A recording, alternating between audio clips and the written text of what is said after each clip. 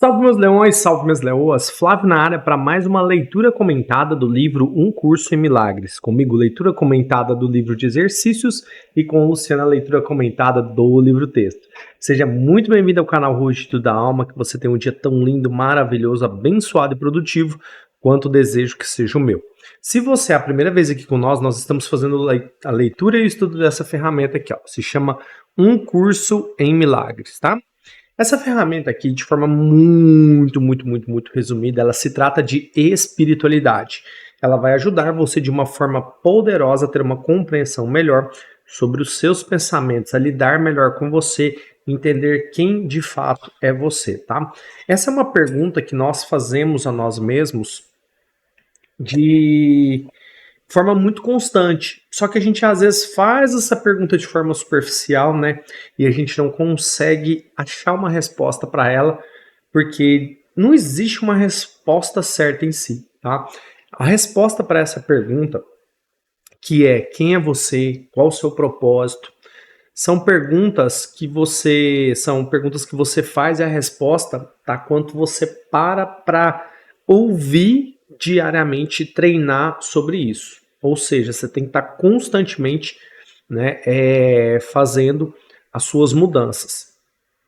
E como que você consegue fazer essas mudanças de forma poderosa?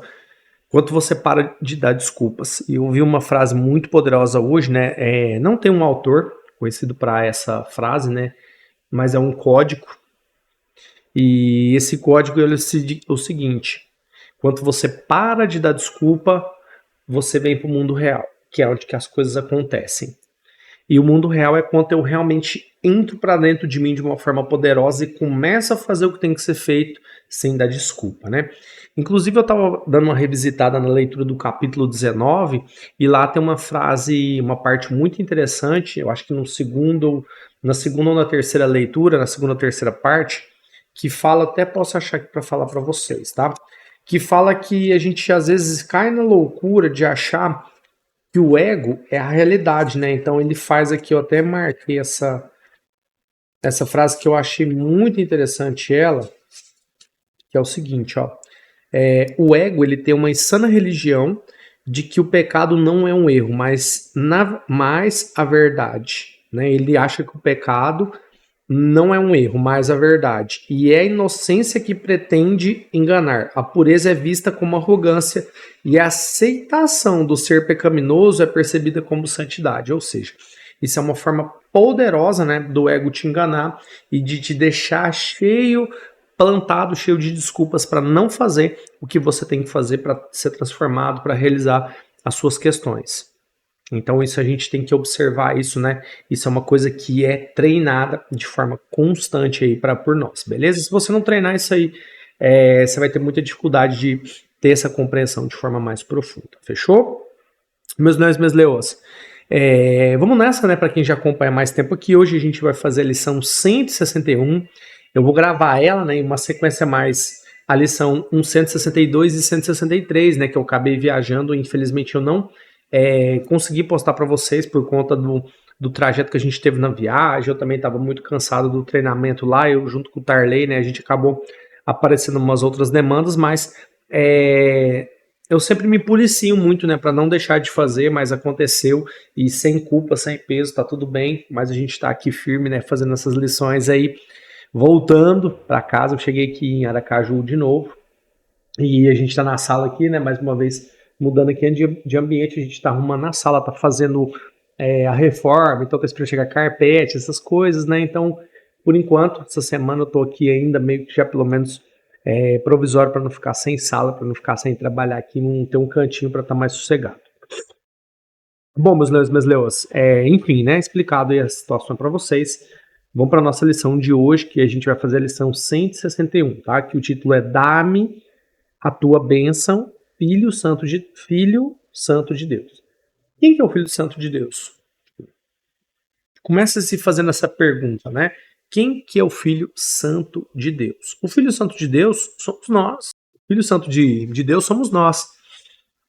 Então, se a gente não se abençoa, né? Não abre a nossa mente para essa receptividade, eu não consigo me conectar nessa energia maior, nessa energia de Deus, o que Deus tem reservado, preparado para mim. Então eu fico às vezes em níveis, né, de sofrimento muito grande, aí eu começo a achar mais uma vez, aí eu volto para essa frase que eu li anteriormente para vocês, do ego achar que o pecado é a verdade, mas de fato ele é uma forma talvez inocente para te manter, né, nesse mundo de ilusões preso, sendo que a realidade é quando você entra para dentro de você o mundo da verdade, quando você para de dar desculpas, você faz o que precisa ser feito. Então o convite, né, seja para a gente dar essa bênção para nós mesmos, que nós somos filhos de Deus. Gratidão, universo, né? A gente pede e agradece por estar nesse momento presente, no momento do agora, e pedimos nesse momento que Deus possa abrir os nossos corações para que a gente possa entender, né?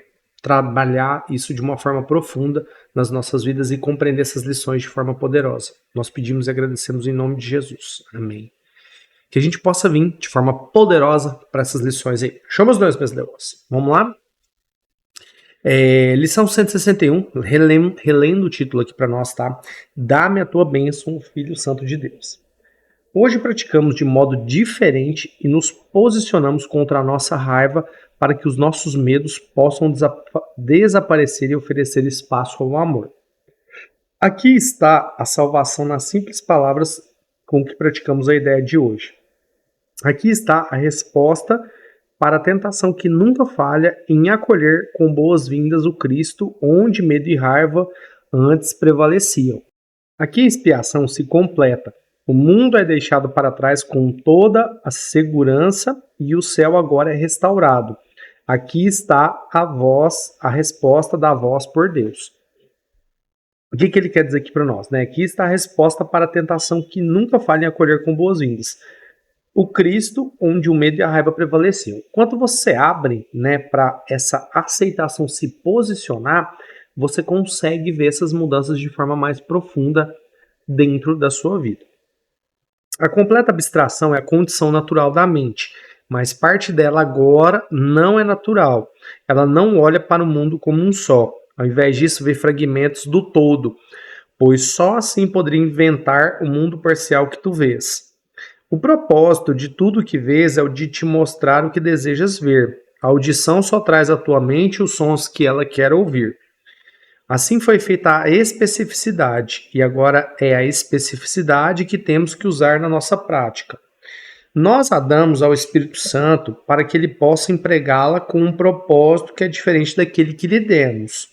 Contudo, ele não pode usar nada além do que fizemos para ensinar-nos de um ponto de vista diferente, para que possamos ver uma utilidade diferente em tudo. Um irmão é todos os irmãos. Cada mente contém todas as mentes, pois as mentes são uma só. Tal é a verdade. Mas esses pensamentos fazem que o significado da criação fique claro. Ele fez uma pergunta aqui para nós. Essas palavras trazem com elas perfeita clareza para ti? Outra pergunta. O que podem aparentar senão sons vazios, belos, talvez, corretos em sentimento, mas fundamentalmente incompreendidos e incompreensíveis? A mente ensinou a si mesma a pensar de modo específico, mas não pode aprender a abstração no sentido de que ela abrange todas as coisas. Precisamos ver um pouco para aprendermos muito. O que é isso, né? O que ele traz aqui? O que eu vejo que ele traz aqui para nós? Essa especificidade da gente entender que o Espírito Santo ele está aqui para nos ajudar, né? Para nos abençoar o tempo todo como nosso professor. Só que às vezes a gente não consegue, né, abrir essa compreensão aqui. E em outra síntese também que eu posso dizer é quanto a gente pega, a gente ouve de fato o que a gente deseja ouvir, a gente vê o que a gente deseja ver. Mas isso é projetado tudo a partir do meu ser, da minha essência.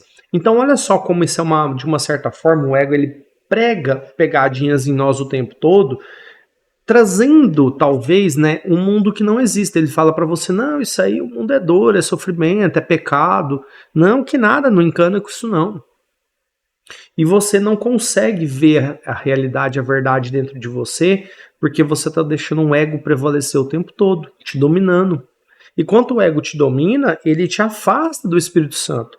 E às vezes também, quando a gente começa a dar entendimento, começa a dar essas diretrizes para o Espírito Santo, quando a gente faz a escolha da salvação, do perdão, a gente começa a entrar na expiação que ele fala aqui, né, ela começa a ser completa, ele começa a trazer perfeita clareza, que ele faz essa pergunta aqui, né, tal é a verdade, mas esses pensamentos fazem com que o significado da criação fique claro. Talvez pode gerar ainda algum tipo de questão, mas se você para ouvir a voz de Deus para falar com você, quando você faz esse questionamento, as coisas começam a fluir mais naturalmente. Então você começa, né, se abrir um pouco mais para essas questões que de uma certa forma elas acabam nos travando também, porque a gente tá muito, como é que eu vou dizer para vocês, enraizado essa questão do ego.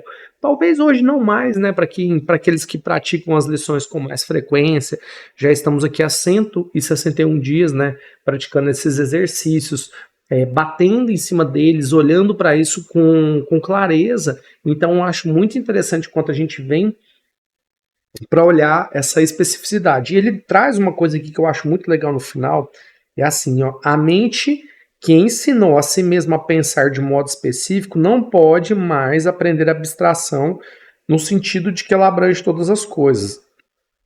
Precisamos ver um pouco para aprender muito. Uma outra coisa que ele traz aqui, que eu acho que é muito bonita também, que é muito fundamental, é o seguinte, a gente parar de se ver separado. O que é esse parar de se ver separado? Né? Quando a gente olha para as pessoas, sabendo que ali tem a mão de Deus, a mente está uma só. Só que se você está julgando, né? Eu até dei esse exemplo que eu estava lá no treinamento agora, recente, na última viagem que eu fiz, e várias vezes eu acabei julgando, então eu falei, pô, véio, se eu ficar julgando, eu estou julgando a mim mesmo, né? Então, de uma certa forma, o ego consegue me prender e colocar suas garras em mim. Mas é uma aceitação, é uma escolha que eu fiz. Então não, foi muito poderosa essa viagem, porque assim, eu consegui voltar com uma visão totalmente diferente. Eu tenho certeza que vocês vão ver uma transformação muito grande que vai acontecer comigo nesses próximos meses, porque eu realmente voltei muito disposto a mudar, né? Aí eu tava vendo a luz aqui, que eu acho que essa luz aqui tá muito clara para vocês. Deixa eu ver se eu ajeito aqui. Pronto, eu virei aqui para ficar melhor para vocês, porque a luz aqui, eu tô bem de frente para a janela aqui, eu tô sem iluminação ainda, eu tô gravando ainda do notebook, né? Que minha câmera tá até emprestada com um amigo meu, mas amanhã eu já pego, né, para gravar com uma qualidade melhor para vocês aqui, que é bom, né, ter um áudio, uma imagem legal aí. Então é isso, né, família? Voltando aqui, tem muitas situações em que pessoas usam desse ódio, desse ataque. Então a pessoa fala, pô, se eu não dei certo, se alguém não me atendeu, principalmente na área de prestação de serviço, às vezes a gente sempre pode reparar, tem pessoas que têm um nível de ataque, um nível doentio de destruição, pô, que quer que você seja destruído de fato. A pessoa fala, não, essa pessoa aqui não presta não, isso aqui tem que acabar, esse cara tem que fechar essa loja dele aí, não pode fazer mais nada da vida. É assim, tem gente que se machuca em níveis muito profundos. Por quê? Você pode reparar, quando a pessoa está nesse nível, né, de ódio, de ataque, você pode ver que a pessoa está muito no corpo, ela está muito machucada por dentro. Isso é uma forma, ela ataca demais as pessoas. E eu tiro exemplo, né, eu já trouxe várias vezes exemplos aqui para vocês de pessoas que começaram a me atacar, até com relação à questão dos serviços, né? Teve um cliente meu que eu fui falar um negócio de um orçamento com ele começou a me atacar. Foi até uma cliente, aliás, né? No negócio de um teclado, eu contei a história para vocês. Foi até o seguinte, só para revisitar. Essa cliente, ela chegou e falou para mim, eu passei um orçamento para ela, falei, ó, testei sua máquina aqui, mas o teclado tava sem funcionar. Porque aqui ele tá disparando, às vezes não funciona. Nossa, ela me xingou, soltou os cachorros. Não, que isso, não tava estragado, e barará, bererê, que eu tava usando esse notebook, não sei o que é da minha irmã, que ela me entregou, hoje eu tô tendo que pagar, porque estragou na minha mão, ela falou que foi eu, não sei o que, não sei o que, não sei o que. Beleza, aí eu falei assim, olha, eu diagnostiquei e tô te falando que eu realmente identifiquei. Se tava ou não, aí é uma questão sua com sua irmã. E, no entanto, ela foi conversar com a irmã dela, E a irmã dela confirmou, não, o teclado estava estragado, eu não estava usando e tal. Aí o que aconteceu? Ela veio me pedir desculpa, mas imagina se eu tivesse atacado ela também. Então, por isso que o ódio é específico. Então, a gente tem que tomar muito cuidado, até porque em determinados momentos a gente vai soltar o bicho, né? Que é uma coisa natural nossa. Já tá aqui, não precisa de nada. Para você virar bicho é só se soltar os cachorros e pronto, né? Você já tá nesse modo de defensivo, já é um instinto natural de defesa do ser humano. Mas eu tenho que, na verdade, eu tenho que olhar para isso e ter receio disso. Tem que falar, não, eu tenho que me tornar gente, né? Bicho, não. Bicho é ruim, eu tenho que me tornar uma pessoa decente. Como eu faço isso? Quando eu tô olhando pro amor, beleza? Sem ataque. Aquele que vê o irmão como um corpo, o vê como um símbolo do medo, e ele atacará, porque o não contempla, porque o que contempla é o seu próprio medo fora de si mesmo, pronto para atacar, mas pedindo aos gritos para unir-se a ele novamente. Não te equivocastes quanto à intensidade da raiva que o medo projetado tem que gerar. Irado, ele urra e arranha o ar na frenética esperança de poder alcançar aquele que o fez devorá-lo. Ó, mais uma vez ele falando da intensidade do medo, né? O medo faz você gerar níveis de ataque. Então você está atacando todo mundo a toda hora. Você está o rei do ataque, né? Então você está o bichão aí, e isso não é legal. É isso que os olhos do corpo contemplam naquele que os céus, no que o céu estima, que os anjos amam e que Deus criou perfeito. Essa é a sua realidade. E na visão de Cristo, a sua beleza se reflete de uma forma tão santa e tão bonita que dificilmente poderias resistir a ajoelhar-te aos seus pés. Entretanto, em vez disso, tomarás a sua mão, pois és como ele é visto, ele na vista que o vê assim. O ataque contra ele é o teu inimigo, pois não perceberás que nas suas mãos está a tua salvação. Pede-lhe apenas a ele e ele dará a ti. Olha Deus falando, pô, só estende a mão, aceita a salvação. Como que você estende a mão? Como que você aceita a salvação? Quando você estende a mão.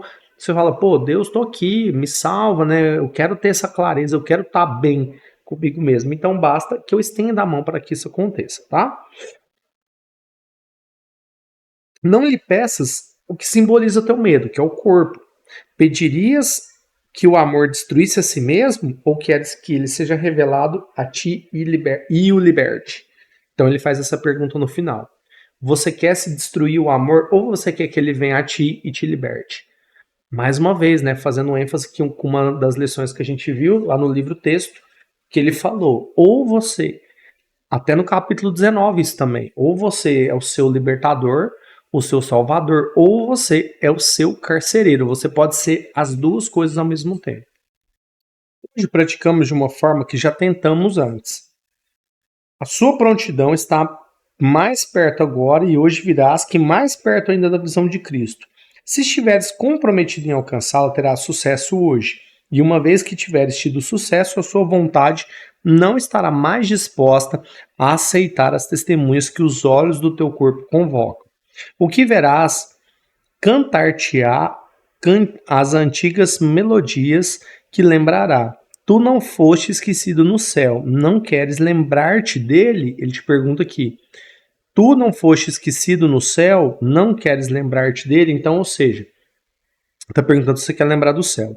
Escolhe um irmão, símbolo do resto, e pede-lhe a salvação. Primeiro, que vejas com a maior clareza possível, daquela mesma forma com que já estás acostumado. Vê o seu rosto, suas mãos, seus pés, as suas roupas. Observa-o sorrir e vê os gestos familiares que ele faz tão frequentemente. Então pensas nisto. O que estás vendo agora te oculta a vista de alguém que pode perdoar todos os teus pecados, cujas mãos sagradas podem remover os cravos que atravessam as suas e retirar a coroa de espinhos que colocaste sobre a tua cabeça ensanguentada. Pede-lhe isto para que ele possa libertar-te. Aí ele vem aqui para finalizar. Dá-me a tua bênção, Filho Santo de Deus. Quero contemplar-te com os olhos de Cristo e ver a minha perfeita impecabilidade em ti.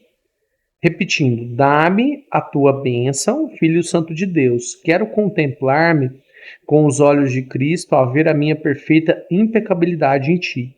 E aquele que convocaste responderá, pois ele ouvirá a voz de Deus em ti e responderá na sua própria voz. Contempla-o agora, aquele que viste apenas como carne e osso, e reconhece que Cristo veio a ti. A ideia de hoje é um modo de escapares com segurança da raiva e do medo. Certifica-te de usá-la imediatamente se fores tentado atacar um irmão e perceber nele o símbolo do teu medo, e verás subitamente transformado de inimigo em salvador, do demônio em Cristo.